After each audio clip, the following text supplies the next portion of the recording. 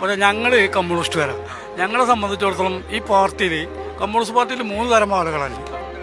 3 തരം.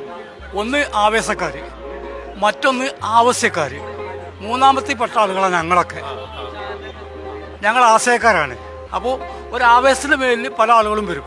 ഓരോ ആവേശം കെട്ടടങ്ങുമ്പോൾ ഓര് പോകും.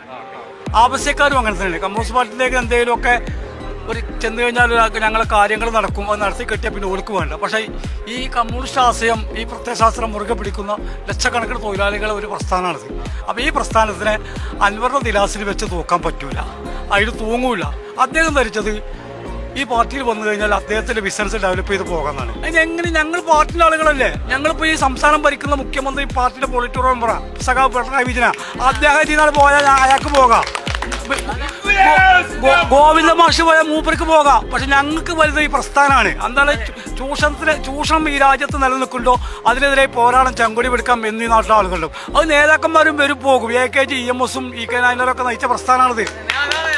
ഈ നിലമ്പൂർ പറഞ്ഞ സഖാബ് കുഞ്ഞാലി സഖാബ് പൗലോസിന്റെ ചോര വീണ മണ്ണാണിത്. അപ്പൊ ഇവിടെ ഒരു നിലക്കും ഞങ്ങൾ പുറകോട്ട് പോകില്ല. തെരഞ്ഞെടുപ്പിൽ ജയിക്കണം തോൽക്കുകയല്ല കമ്മ്യൂണിസ്റ്റ് പാർട്ടി പണി. ഞങ്ങൾ വർഗ സമരത്തിൽ വിശ്വസിക്കുന്ന ആളുകളാണ്.